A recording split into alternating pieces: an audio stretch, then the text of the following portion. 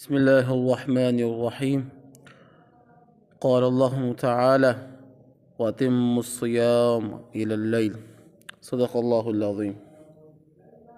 اللہ پاک کا ارشاد ہے کہ ثم أتموا الصيام إلى الليل، یعنی پھر صبح صادق سے رات آنے تک روزہ پورا کر لیا کرو۔ اس آیات میں روزے کے آخر وقت کا بیان ہے، وہی روزے افطار کا وقت ہے۔ چنانچہ حدیث شریف میں ہے: اذا اقبل اللیل من ها هنا وادبر النهار من ها هنا وغربت الشمس فقد افطر الصائم، وكما قال صلی اللہ علیہ وسلم، جب رات ادھر سے یعنی مشرق سے آ جائے اور دن ادھر یعنی مغرب سے چلا جائے اور آفتاب بالکل غروب ہو جائے تو روزہ دار صاحب افطار ہو گیا۔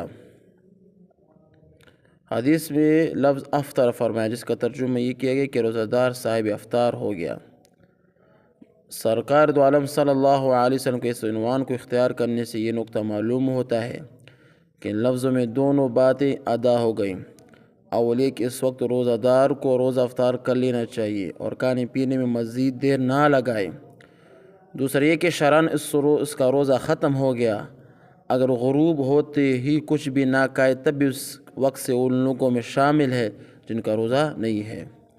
اگر کوئی شخص افطار کی نیت کے بغیر کچھ کھا لے یا پھر سمجھ کر آفتاب غروب نہیں ہوا اور روزہ توڑنے والا قصداً کوئی کام کرے تو قضاء کفارہ واجب نہیں ہوگا، کیونکہ در حقیقت وہ سخت صائم نہیں رہا۔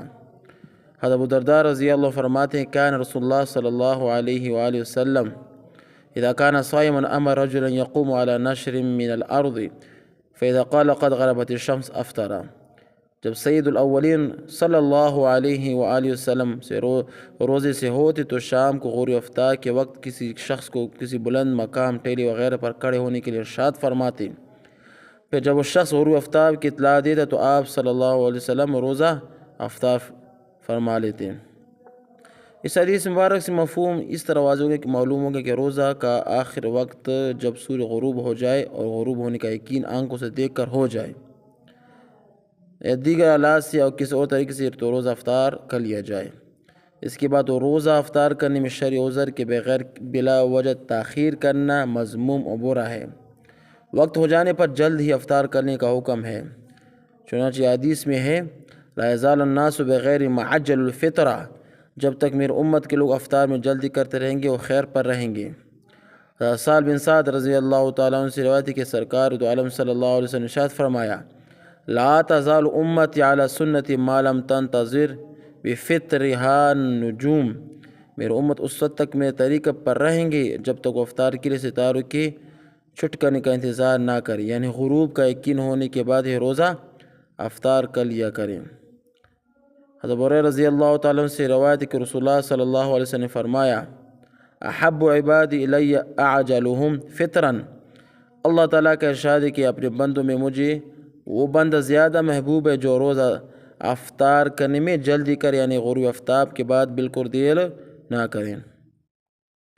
ایک دوسرے حدیث میں ثلاثۃ یحب اللہ تعجیل الافطار وتاخیر السحور وضرب الیدین احدهما الاخری فی الصلاۃ، کہ اللہ پاک کو تین چیزیں پسند ہیں: نمبر 1 غروب آفتاب ہوتے ہی افطار کر لینا، نمبر 2 آخر وقت تک سحر مؤخر کرنا، نمبر 3 نماز میں بحالت قیام ایک ہاتھ کو دوسرے ہاتھ پر رکھنا۔ افطار میں تاخیر کرنے یہود و نصارہ کا کیا ہے؟ یہ کام ہے۔ تو یہ کچھ سحر و افطار کی فضیلت تھی افطار کے وقت۔ تو افطار کے وقت ہمیں کیا جلدی کرنی چاہیے، جب افطار کا وقت ہو جائے تو انتظار نہیں کرنا چاہیے۔ افطار کرنے سے پہلے کوشش یہ کریں کہ مثال کے طور پر دعا کریں۔ افطار میں جب چند منٹ رہ جاتے ہیں تو دعا کا اہتمام کریں، اللہ تعالیٰ سے مغفرت مانگیں، رزق مانگیں، گناہوں پر روئیں۔